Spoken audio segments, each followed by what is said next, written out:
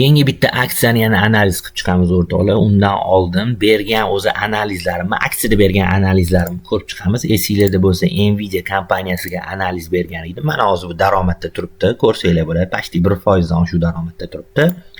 Undan tashqari mana Alibaba Group'ga ham aksiyasini bergan edim. Analizini mana bu ham daromadda turibdi o'rtoqlar. Undan tashqari o'rtoqlar, men klubda juda ham ko'p instrumentlarga analiz beraman. Mana tillaga, kumushga, undan tashqari USD yen, yevro dollar shunaqa instrumentlarga analiz beraman. Klubda ham mana birov ko'rsatib ketaman sizlarga. Ya'ni birinchi sizlarga mana bunaqa PDF fayl tashaladi. Mana bu yerda tillarni analizi berilgan, yana boshqa kompaniyalar aksiyalarning instrumentlari analizi berilgan. Shunaqa PDF formatda fayl tashaladi va sizlarga buni video analiz ko'rinishida men tushuntirib beraman. Ya'ni qanaqa payt сделка ochishimiz kerak, qanaqa payt yopishimiz kerak, qaysi payt chiqib ketishimiz kerak, qaysi payt chiqib ketishimiz kerak emas. Buni polniy tushuntirib beraman har kuni shanba va yakshanbadan tashqari. Bu klub pulli. Agar sizlar bu klubga a'zo bo'lmoqchi bo'lsanglar, adminning profilini qoldirib ketaman. Adminga klub deb yozib yuborsanglar, narxi va sizlarga batafsil ma'lumotni beradi o'rtoqlar. Endi yangi kompaniyaga o'tamiz. Xo'sh, bu kompaniya Kisco Systems kompaniyasi.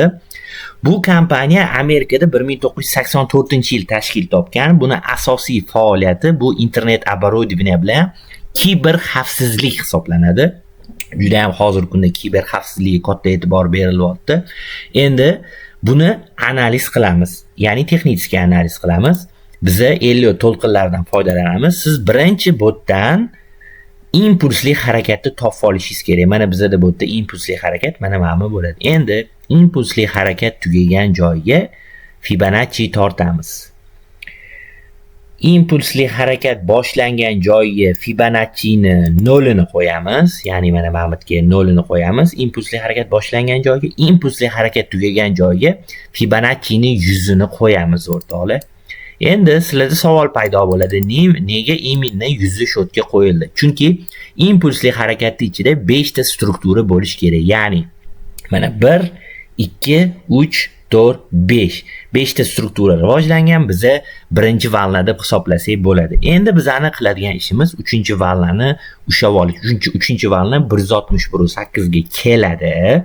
Endi 161.8 ga kelishidan oldin biz uni ushlab olishimiz kerak. Ushlab olishimiz uchun sabablar qidiramiz. Birinchi sabab bu Fibonacci'ni 100 ga kelib bergan, ya'ni birinchi valna bo'lgan. Ikkinchi valna mana bu yerda korreksiya holatida.